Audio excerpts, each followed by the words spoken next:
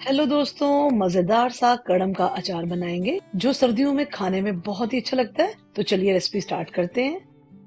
1 kilo मैंने fresh कड़म market से लिया है। तो ये देखिए कितना फ्रेश कड़म है। कड़म का अचार बनाने के लिए जो इसका फ्रंट पोर्शन है कड़म का, उसका भी हम यूज करेंगे। और सारी पत्तियां पहले उतार लेते हैं। तो ये डंडी के समेत ही हमें उतारनी है सारी पत्तियां। इन डंडियों का भी बहुत अच्छा टेस्ट आता है कड़म के अचार में, तो इसको बिल्कुल ना फेंकें। तो अब इस गांठ गोभी को भी काट लेते हैं। तो सर्दियों वाला कड़म बहुत ही नरम होता है, फ्रेश कड़म से ही हमेशा अचार बनाएं। तो ये देखिए इसको हमने काट लिए। तो अब इसके हम थोड़े मोटे मोटे पीसेस कर लेते हैं। तो ये देखिए मैंने इस तरह से इसके पीसेस कर लिए। इसी तरह से पत्तियों को भी 1-1 इंच के टुकड़े में मैंने काट लिए। इसी तरह बाकी भी कड़म काट के रख लेते हैं। कुल मिला के 1 किलो कड़म है ये पूरा।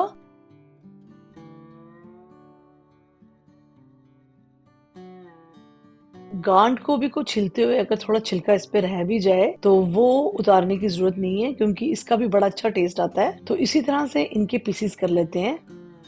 काफी लोग इसका छिलका नहीं उतारते हैं गांठ गोभी का, क्योंकि वो बहुत ही नरम होता है। उसका भी टेस्ट बहुत अच्छा आता है अचार में। तो अभी तो मैंने फिलहाल उतार लिया है इसका छिलका।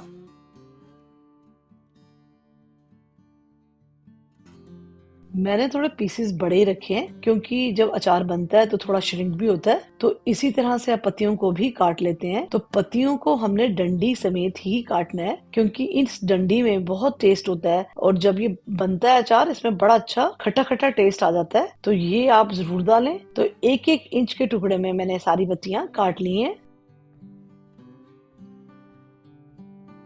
ये वाला कड़म काफी साफ नजर आ रहा है। तो कभी कभी कड़म में काफी मिट्टी होती है, तो उसको पहले आप 2 से 3 बारी सिंपल पानी से धो लें।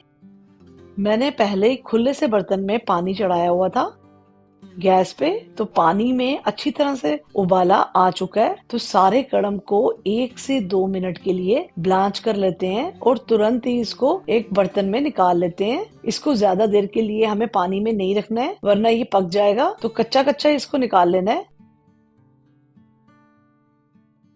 अब ब्लांच किए हुए कड़म को मैं धूप में ले गई हूँ। तो एक टेबल पे मैंने एक कपड़ा बिछा लिया है और सारा कड़म उस पे मैंने फैला दिया है, ताकि कड़म में से जितना भी पानी है वो ड्राई हो जाए। 1 दिन की मैंने तेज धूप इसको दी है, क्योंकि जब भी हम कोई भी अचार बनाएंगे उसकी शेल्फ लाइफ बढ़ाने के लिए हमें उसको धूप लगाना जरूरी है। और इसको अच्छी तरह से धूप लगा लेते हैं। अगर आपके यहाँ धूप ना हो तो पंखे के नीचे आप 1 दिन के लिए इसको सुखा लें। तो इसको अच्छी तरह से सुखाने के लिए मैंने धूप में रखा 1 दिन के लिए। कड़म अच्छी तरह से धूप में सूख रहा है, तब तक हम मसालों की तैयारी कर लेते हैं जो कड़म के अचार में यूज होंगे। सूंड पाउडर, सौंफ पाउडर, साथ में मैंने थोड़ी कुटी हुई राई ली है, नमक लिया है, साथ में कश्मीरी लाल मिर्च का पाउडर और थोड़ी सी हींग ली है। इन सिंपल से मसालों से ही हमारे कड़म के अचार में बहुत ही अच्छा टेस्ट आएगा। तो इस तरह से कड़म का अचार आप जरूर बना के देखें। अब मैंने 1 कटोरी भर के सरसों का तेल गर्म करने के बाद ठंडा कर लिया है। अब इस ठंडे सरसों के तेल में कश्मीरी लाल मिर्च का पाउडर ऐड कर दिया है और एक चम्मच की मदद से इसको अच्छी तरह से सरसों के तेल के साथ मिक्स कर लेते हैं। तो ये देखिए कितना अच्छा डार्क कलर आ गया है सरसों के तेल में।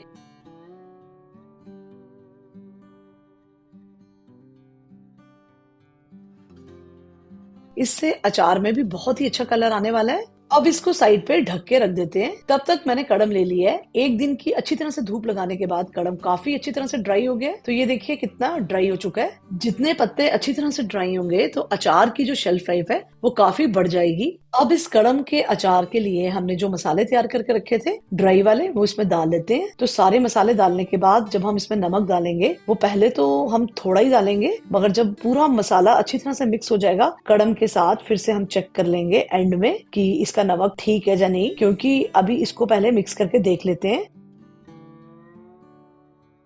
ड्राई वाले मसाले कड़म के साथ अच्छी तरह से कोट हो गए हैं। तो अब जो मैंने सरसों का तेल और मिर्च का मिक्स बना के रखा है, उसको चम्मच से अच्छी तरह से हिलाने के बाद इस कड़म के अचार में अच्छी तरह से मिक्स कर लेते हैं।